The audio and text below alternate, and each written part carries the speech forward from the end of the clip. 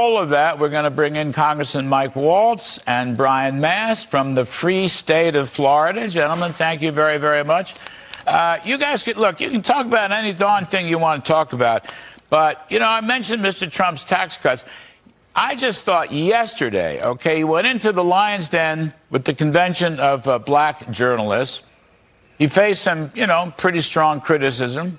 Thank heavens for Harris Faulkner, by the way. But I thought he came out the winner.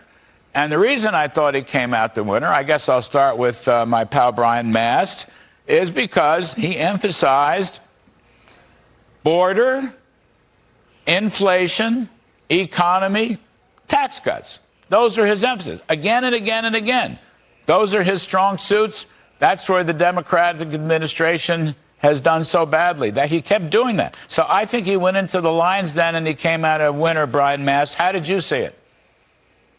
I'll just say it the same way that you did, but in a slightly different way. I agree. He came out the winner. It's because he has this willingness, whether it's with a rally or whether it's with media or somebody else, to essentially go where he's not invited, to go onto the other turf, to go bring to the message to the places that need to hear his message and know that he's delivering or going to deliver the right thing for what people need to get them out of a recession, or to get more money into their pocket, or get the dollars lower at the gas pump or in the grocery store. He's delivering the message to the right place. Wins all day long. Yeah, I know, Michael Waltz. It's interesting. I mean, Mr. Trump has demonstrated time and time again strength and toughness. I mean, he's got a set of you-know-whats. He's got shall we say, a strong backbone. This is a family show in the afternoon.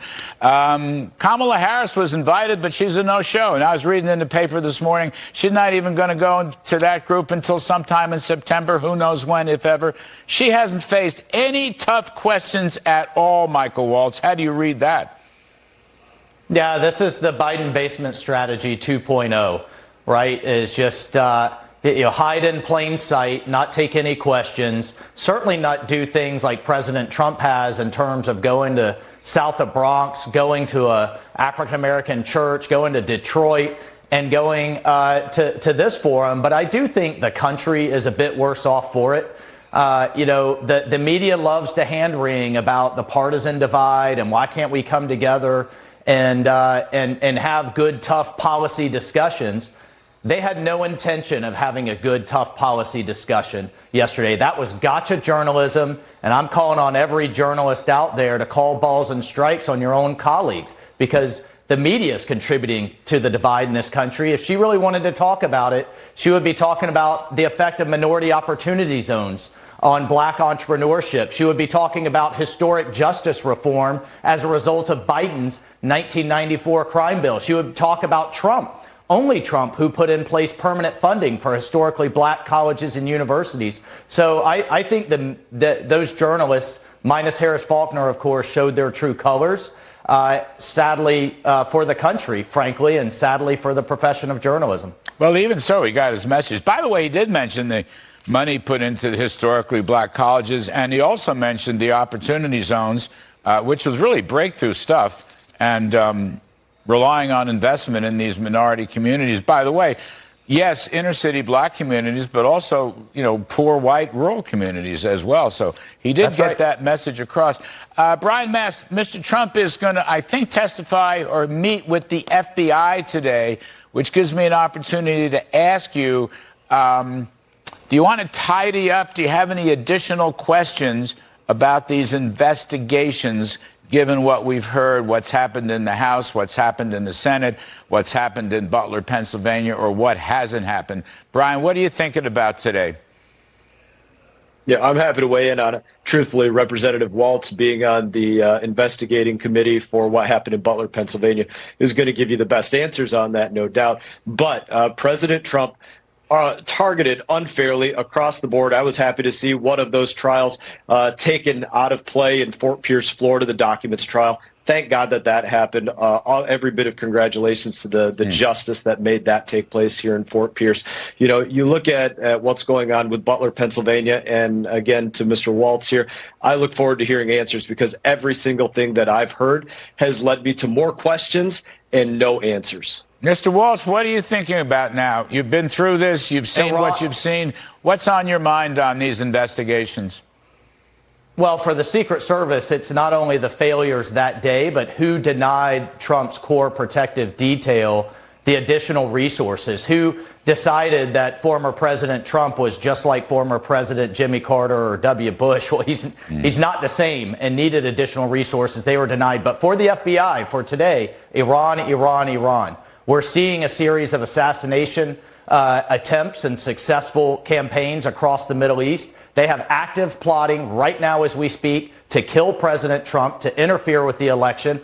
The border is wide open. The FBI has given warning of an Iranian operative that came through Venezuela and is recruiting assassins to go after not just Trump, but the members of his cabinet. You overlay that with the fact that they pulled Robert O'Brien, his former national security advisor's detail.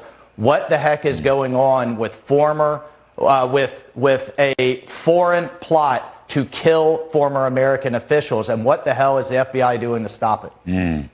You know, you mentioned the Iranian threats. Okay, so Brian Mast, let me just come back to that for a moment.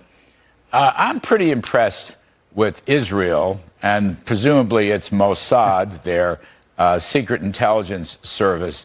I don't know if either of you, Brian, I'll start with you. I don't know if either of you read any of the the Gabriel Allon books by Daniel Silva. It's fabulous. About Gabriel Allon is the mythical head of the Israeli Mossad, and he goes out. There's about a dozen books, and he goes out and he finds out anti-Israel killers and takes them out. It's wonderful stuff. Well, as we learned today, the Mossad presumably put a bomb inside the house in Iran, and then the Hamas guy finally showed up 2 months later, and they nailed him. And I remember Mr. Trump, I believe, telling one of the Taliban mullahs in Afghanistan a while back, I've got your phone number and your home address. So in other words, Israel is saying none of these people are safe. None of these terrorists are safe. Not the guy who was nailed in Beirut, not the guy who was nailed in Tehran. And I think that's pretty cool. And I think that's going to be a huge deterrent to Iran. I don't think Iran is as tough as they say they are. In fact, all these terrorists are all a bunch of cowards, Brian Mast. So what do you make of that? I got your phone number and your home address. You might not wake up tomorrow morning. What do you think of that? If we have a commander-in-chief in place that executes American red lines, then you have a real power at play. You have real deterrence. What you have in place right now is a Joe Biden administration, and to quote General McKenzie, when he was CENTCOM commander, Joe Biden took Iran off the table literally as a target, which equaled essentially getting aid and comfort to the enemy. No deterrence whatsoever. We need American red lines. The world needs American red lines in order to actually have deterrence and security. Yeah, well, I think the Israelis are pretty cool. Last one, Mr. Michael Waltz, Khalid Sheikh Mohammed, KSM. I'm just going to, he's the son of a bitch, all right? He was the mastermind of 9/11. Everybody knows that.